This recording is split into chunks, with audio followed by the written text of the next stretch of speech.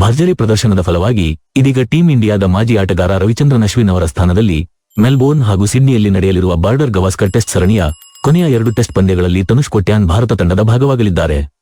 ಈ ಹಿಂದೆ ಐಪಿಎಲ್ನಲ್ಲಿ ರಾಜಸ್ಥಾನ್ ರಾಯಲ್ಸ್ ಪರ ಆಡಿದ್ದ ಮುಂಬೈ ಆಟಗಾರ ತನುಷ್ ಕೋಟ್ಯಾನ್ ಚೊಚ್ಚಲ ಬಾರಿಗೆ ಟೆಸ್ಟ್ ತಂಡದಲ್ಲಿ ಸ್ಥಾನ ಪಡೆಯುವಲ್ಲಿ ಯುವ ಸ್ಪಿನ್ ಆಲ್ರೌಂಡರ್ ಯಶಸ್ವಿಯಾಗಿದ್ದಾರೆ.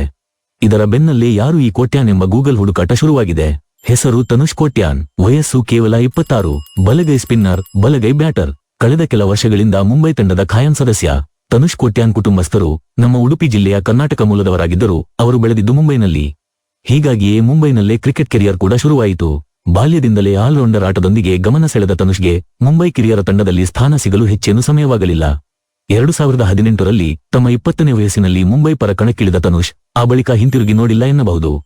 ಏಕೆಂದರೆ ಯುವ ಆಲ್ರೌಂಡರ್ ತನ್ನ ಆಲ್ರೌಂಡರ್ ಆಟದೊಂದಿಗೆ ತಂಡದಲ್ಲಿ ಖಾಯಂ ಸ್ಥಾನ ಮಾಡಿಕೊಂಡಿದ್ದರು. ಅಲ್ಲದೆ ಪ್ರಸ್ತುತ ನಡೆಯುತ್ತಿರುವ ವಿಜಯ ಹಜಾರೆ ಟೂರ್ನಿಯಲ್ಲೂ ಮುಂಬೈ ತಂಡದ ಭಾಗವಾಗಿದ್ದಾರೆ. ತನುಷ್ ಕೋಟ್ಯಾನ್ ಮುಂಬೈ ಪರ ಈವರೆಗೆ 33 ಪ್ರಥಮ ದರ್ಜೆ ಪಂದ್ಯಗಳನ್ನು ಆಡಿದ್ದಾರೆ.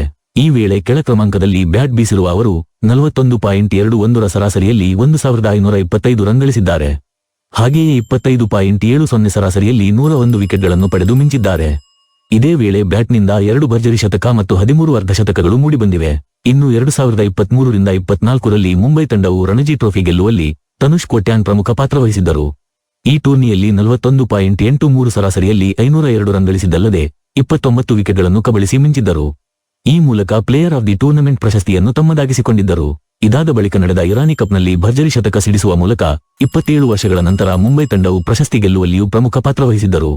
ಹಾಗೆಯೇ ದುಲೀಪ್ ಟ್ರೋಫಿಯಲ್ಲಿ ಭಾರತೀಯ ತಂಡದ ಪರ ಕಣಕ್ಕಿಳಿದಿದ್ದ ತನುಷ್ 3 ಪಂದ್ಯಗಳಲ್ಲಿ 10 ವಿಕೆಟ್ ಕಬಳಿಸಿ ಮಿಂಚಿದ್ದರು.